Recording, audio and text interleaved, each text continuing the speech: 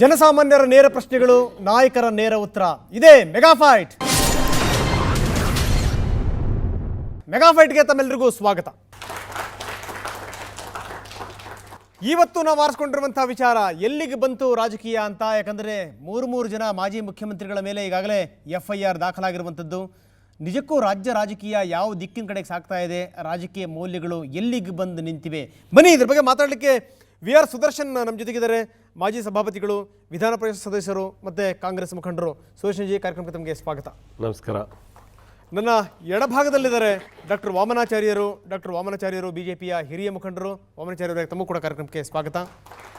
ಮತ್ತೊಬ್ಬರಿದ್ದಾರೆ ಶಿವಲಿಂಗೇಗೌಡರು ಶಾಸಕರು, JDS ಮುಖಂಡರು. ಶಿವಲಿಂಗೇಗೌಡರೇ, ತಮಗೂ ಕೂಡ ಕಾರ್ಯಕ್ರಮಕ್ಕೆ ಸ್ವಾಗತ. ನನ್ನ ಮೊದಲನೇ ಪ್ರಶ್ನೆ ಆರಂಭ ಆಗ್ತಾ ಇದೆ ವಾಮನಾಚಾರ್ಯ ಅವರಿಂದ. ವಾಮನಾಚಾರ್ಯ ಅವರೇ, ಆರಂಭದ ಪೀಠಿಕೆಗಳನ್ನು ತಾವು ನೋಡಿದ್ರಿ. ಅಂದರೆ ಇವತ್ತಿನ ರಾಜಕೀಯ ಎಲ್ಲಿಗೆ ಬಂದು ನಿಂತಿದೆ ಅನ್ನುವಂಥದ್ದು ನಮ್ಮ ಪ್ರಶ್ನೆ. ಏನಂತೀರಿ?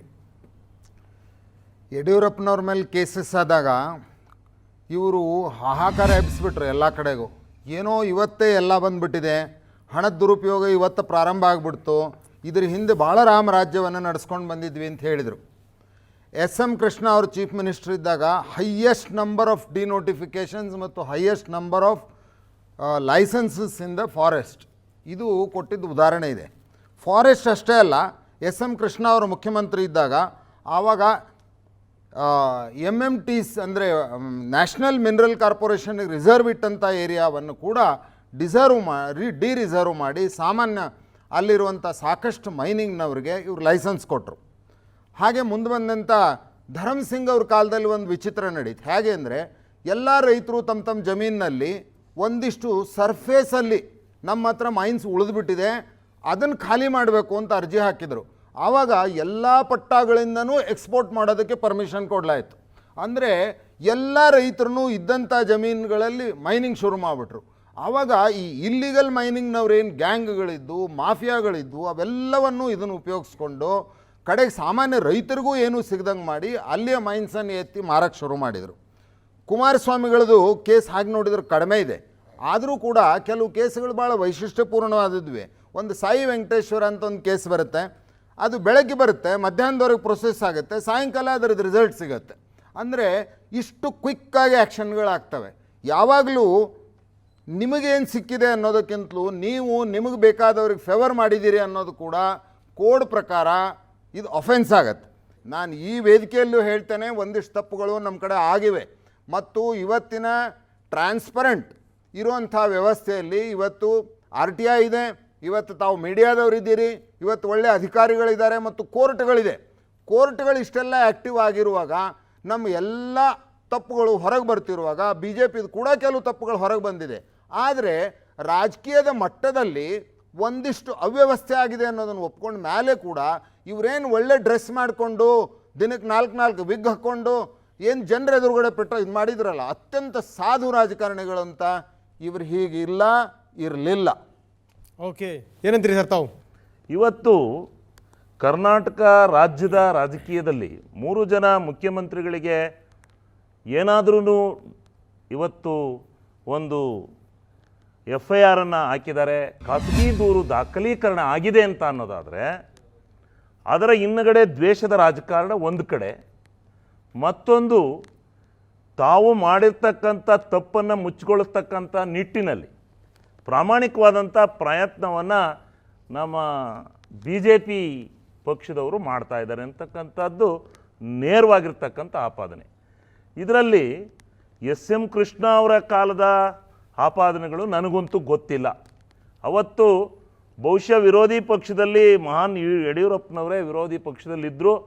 ಅವತ್ತೇನು ಕಡಲೆ ತಿಂತಿದ್ರೋ ವಿಧಾನಸೌಧದೊಳಗೆ ಕೂತ್ಕೊಂಡು ಏನು ಮಾಡ್ತಿದ್ರೋ ನನಗೆ ಗೊತ್ತಿಲ್ಲ. ಅವತ್ತಿನವರೆಗೆ SM ಕೃಷ್ಣ ಅವರು ಯಾವುದೇ ಒಂದು ಆಪಾದನೆಯನ್ನು ಮಾಡಿದ್ದಾರೆ, ಅವತ್ತು ಈ ರಾಜ್ಯದಲ್ಲಿ ಈ ಮೈನಿಂಗ್ನಲ್ಲಿ ಭ್ರಷ್ಟಾಚಾರವನ್ನು SM ಕೃಷ್ಣ ಅವರು ಮಾಡಿದ್ದಾರೆ ಅಂತಕ್ಕಂಥ ದೂರನ್ನು ಎಲ್ಲೂ ನಾವು ಕೇಳಿರಲಿಲ್ಲ. ಆದರೆ ಧರ್ಮಸಿಂಗ್ರವರ ಮೇಲೆ ಏನು ಕೊಟ್ಟಿದ್ದಾರೆ, ಇವತ್ತು 23 ಕೋಟಿ ರೂಪಾಯಿ ಹಗರಣವನ್ನು ಧರ್ಮಸಿಂಗ್ರವರು ಮಾಡಿದ್ದಾರೆ ಅಂತಕ್ಕಂಥದ್ದು ಲೋಕಾಯುಕ್ತದ ಆಪಾದನೆ. ಲೋಕಾಯುಕ್ತದವರು ಮೊದಲನೇ ವರದಿಯನ್ನು ಕೊಟ್ಟದ್ದೇ ಯಡಿಯೂರಪ್ಪನವ್ರ ಸರ್ಕಾರಕ್ಕೆ. ಯಡಿಯೂರಪ್ಪನವರ ಸರ್ಕಾರಕ್ಕೆ. ಇಲ್ಲ ಮಧ್ಯಂತರ ವರದಿ ಕೊಟ್ಟರು. ಅಲ್ಲ, ಮಧ್ಯಂತರ ವರದಿನ ರಾಜ್ಯಪಾಲರ ಆಡಳಿತ ಇತ್ತು, ಆಯ್ತು. ಠಾಕೂರ್ ಇದ್ರು. ಸೆಷನ್ನಲ್ಲಿ ಆ ಮಧ್ಯಂತರ ವರದಿಯನ್ನ ಎತ್ತಿದಂಥ ಸಂದರ್ಭದಲ್ಲಿ ನಾನು ಅವತ್ತು ಆ ಸಭೆಯಲ್ಲಿದ್ದೆ. ಎತ್ತಿದಂಥ ಸಂದರ್ಭದಲ್ಲಿ ಮಾನ್ಯ ಮುಖ್ಯಮಂತ್ರಿಗಳು ಏನು ಹೇಳಿದರು, ಯಡಿಯೂರಪ್ಪನವರು ಬೆಂಗಳೂರಿಗೆ ಹೋದ ತಕ್ಷಣ ಅದನ್ನು ಪೂರ್ಣ ಪ್ರಮಾಣದಲ್ಲಿ ಅಧ್ಯಯನ ಮಾಡಿ ಯಾರ್ಯಾರು ತಪ್ಪಿತಸ್ಥರಿದ್ದಾರೆ ಅವ್ರ ಮೇಲೆ ಚಾರ್ಜ್ ಮಾಡಲಿಕ್ಕೆ ನಾನು ಆ ವರದಿಯನ್ನು ಅನುಷ್ಠಾನಗೊಳಿಸ್ತೀನಿ ಅಂತಕ್ಕಂಥ ಮಾತನ್ನು ಹೇಳಿದರು. ಯಾತಕ್ಕೋಸ್ಕರ ಅವತ್ತು ಧರ್ಮಸಿಂಗ್ರವ್ರ ಮೇಲೆ 23 ಕೋಟಿ ಆಪಾದನೆನ ನೀವು ಮುಚ್ಚಿ ಹಾಕಿದ್ರಿ? ಯಾತಕ್ಕೋಸ್ಕರ ಮುಚ್ಚಿ ಹಾಕಿದ್ರಿ? ಇದು ಬಹಳ ಪ್ರಮುಖವಾಗಿರ್ತಕ್ಕಂಥದ್ದು. ನಾವು ಇದೇನಪ್ಪ ಪಾರ್ಲಿಮೆಂಟ್ ಇದರಲ್ಲಿ ಬೆಳಗಾಂ ಸೆಷನ್ನಲ್ಲಿ ಹೇಳಿದಂಥ ಮುಖ್ಯಮಂತ್ರಿಗಳು ಇವತ್ತಿನವರೆಗೆ ಅದನ್ನು ಅನುಷ್ಠಾನಗೊಳಿಸ್ತಕ್ಕಂಥ ನಿಟ್ಟಿನಲ್ಲಿ ಪ್ರಾಮಾಣಿಕ ಪ್ರಯತ್ನವನ್ನು ಮಾಡಲಿಲ್ಲ ಅಂತಕ್ಕಂಥದ್ದು ಒಂದು ಕಡೆ. ಸನ್ಮಾನ್ಯ ಕುಮಾರಸ್ವಾಮಿ ಅವ್ರ ಮೇಲೆ ಇವತ್ತು ಈಗಾಗಲೇ ಒಂದು ಸಾರಿ ಲೋಕಾಯುಕ್ತದ ಮುಂದೆ ಅವ್ರ ಮೇಲಿರ್ತಕ್ಕಂಥ ಆಪಾದನೆ ಹೋಗಿದೆ. ಖಾಸಗಿ ವ್ಯಕ್ತಿ ದೂರನ್ನು ಸಲ್ಲಿಸಿದ್ದಾರೆ. ಸಲ್ಲಿಸಿ ಆ ದೂರಿನ ಹಿನ್ನೆಲೆಯಲ್ಲಿ ಹೈಕೋರ್ಟ್ನಲ್ಲಿ ಇದು ಅಕ್ಷರಶಃ ಸತ್ಯದಿಂದ ಕೂಡಿರೋದಿಲ್ಲ. ಈ ಒಂದು ಅರ್ಜಿಯನ್ನು ಇವರೇನು ಒಂದು ಖಾಸಗಿ ಮೊಕದ್ದಮೆಯನ್ನು ಹೂಡಿದ್ದಾರೆ, ಇದನ್ನು ವಜಾಗೊಳಿಸಬೇಕು ಅಂತಕ್ಕಂಥ ವಾದವನ್ನು ಏನು ಅರ್ಜಿಯನ್ನು ಸಲ್ಲಿಸಿ ಅದು ಸಂಪೂರ್ಣವಾಗಿ ವಜಾಗಿ ಅದರಲ್ಲಿ ಸತ್ಯ ಕೂಡಿಲ್ಲ ಅಂತಕ್ಕಂಥದ್ದನ್ನು ಸುಪ್ರೀಂ ಕೋರ್ಟಿನ ನ್ಯಾಯಾಧೀಶರು ವಜಾ ಮಾಡಿರ್ತಕ್ಕಂಥ ಸಂದರ್ಭ. ವಜಾ ಮಾಡಿ ಅದಾದ ನಂತರ ಅವನಿಗೆ 1 ಲಕ್ಷ ರೂಪಾಯಿ ಪೆನಾಲ್ಟಿಯನ್ನು ಹಾಕಿರ್ತಕ್ಕಂಥ ಈ ಸಂದರ್ಭದಲ್ಲಿ, ದಂಡವನ್ನು ವಿಧಿಸಿರ್ತಕ್ಕಂಥ ಸಂದರ್ಭದಲ್ಲಿ ಪುನಃ ಅದೇ ಕೇಸನ್ನು ತಗೊಬಂದು ಮತ್ತೆ ನ್ಯಾಯಾಧೀಶರ ಬಳಿನಲ್ಲಿ ಇಡ್ತಾರೆ ಅಂತ ಅಂದರೆ ಇದು ಯಾವ ಪುರುಷಾರ್ಥಕ್ಕೆ, ಯಾವ ದ್ವೇಷದ ರಾಜಕಾರಣಕ್ಕೆ ಇದನ್ನು ಮಾಡ್ತಾ ಇದ್ದಾರೆ ಅಂತಕ್ಕಂಥದ್ದು ವ್ಯರ್ಥವಾಗುತ್ತೆ.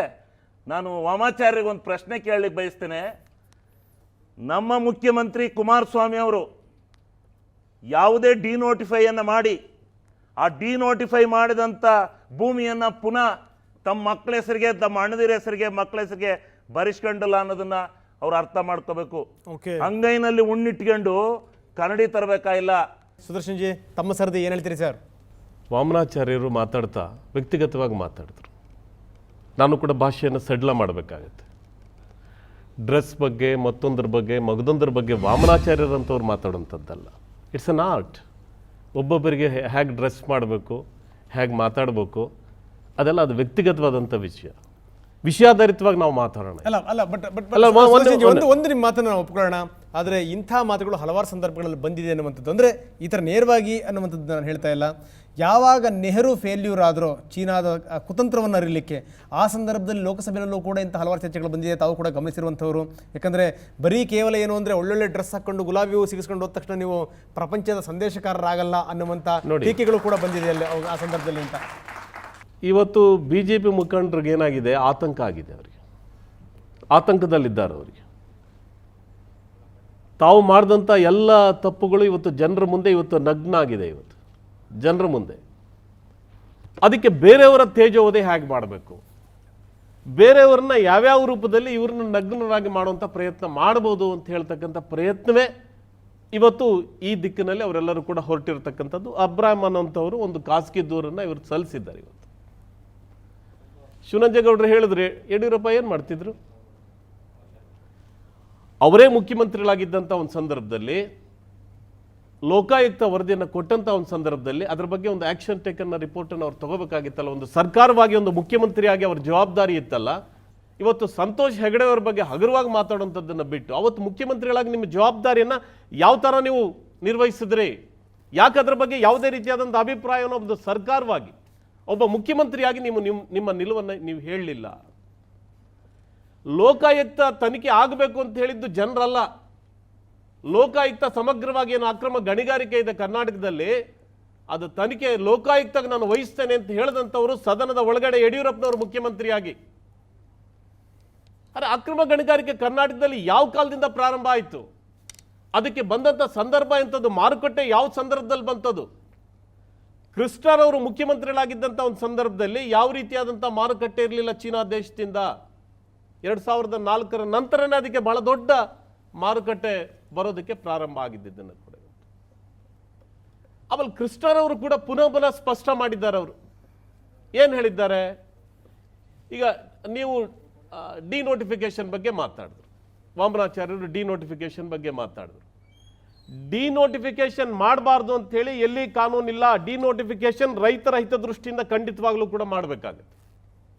ಯಾರಿಗಾದರೂ ರೈತರಿಗೆ ಅನ್ಯಾಯ ಆಗಿದ್ರೆ ಅದನ್ನ ಸರಿ ಮಾಡಲಿಕ್ಕೆ ಇರ್ತಕ್ಕಂಥದ್ದಕ್ಕೆ ಅದನ್ನೇ ಡಿನೋಟಿಫಿಕೇಶನ್, ಅದನ್ನ ಸರ್ಕಾರ ಹಿಂತೆಗೆದುಕೊಳ್ತಕ್ಕಂಥದ್ದು. ಅದನ್ನು ಆದರೆ ಇಲ್ಲಿ ಗಮನಿಸಬೇಕಾಗಿರೋದೇನು ಅಂತ ಹೇಳಿದ್ರೆ ಉದ್ದೇಶ ಮತ್ತು ಸದುದ್ದೇಶ. ಇಲ್ಲಿ ಕೂಡ ದುರುದ್ದೇಶಗಳೇನಿದ್ದಾವೆ ಅಥವಾ ಸದುದ್ದೇಶಗಳಿದ್ದಾವ ಇಲ್ವಾ ಅಂತೇಳಿ ಇವತ್ತು ಒಂದು ಕಡೆ ರೈತರ ಹೆಸರಿನಲ್ಲಿ ಡಿನೋಟಿಫೈ ಮಾಡೋದು ಮತ್ತು ಅದೇ ಸೈಟ್ಗಳನ್ನು ಅದೇ ಜಮೀನುಗಳನ್ನು ತಮ್ಮ ಕುಟುಂಬದ ಹೆಸರಿಗೆ ರಿಜಿಸ್ಟರ್ ಮಾಡ್ಕೊಳ್ತಕ್ಕಂಥದ್ದು ದುರುದ್ದೇಶ ಆಗುತ್ತೆ.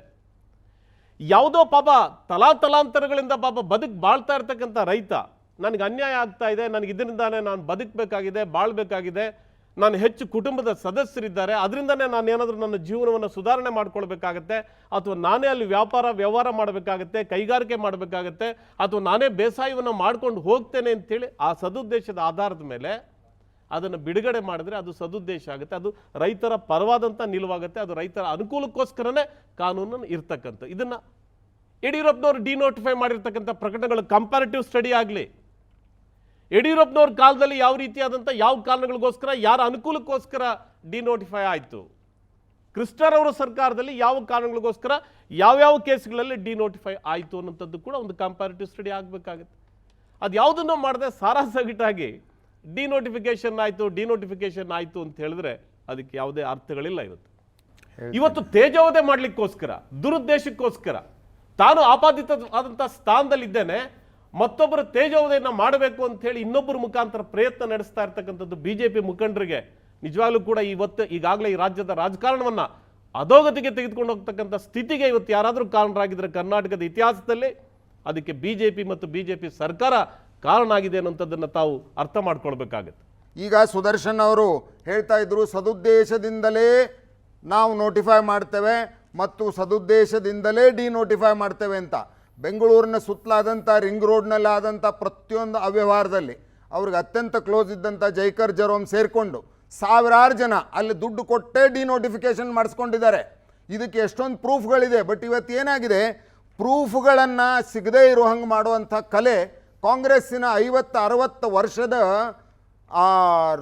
ರಾಜ್ಯ ನಡೆಸುವಂಥ ಒಂದು ಕಲೆ ಅಂದರೆ ಡಾಕ್ಯುಮೆಂಟ್ಸ್ ಅನ್ನ ನೀಟಾಗಿ ಮಾಡಿಟ್ಬಿಡೋದು. ಇದು ಮಾತಾಡಬೇಡಿ, ಸರ್ಕಾರ ನೀವೇ ನಡೆಸ್ತಾ ಇದ್ದೀರಿ. ನಿಮ್ಮ ಹತ್ರ ಇದೆ ಸರ್ಕಾರ. ಎರಡನೇದು ಏನಾಗಿದೆ ಇವತ್ತು, ಇಲ್ಲ ನೀವು ಮಾತಾಡುವಾಗ ನಾನು ಹೇಳಿಲ್ಲ, ನಾ ಈಗಲೂ ಹೇಳ್ತೇನೆ, ಕೇಸ್ಗಳು ಪ್ರೈವೇಟ್ ಕೇಸ್ ಹಾಕಿದಿರಿ ಅಂತಾರೆ. ಯಡಿಯೂರಪ್ಪನವ್ರ ಮೇಲೆ ಹಾಕಿದ ಕೇಸ್ ಏನಿತ್ತು?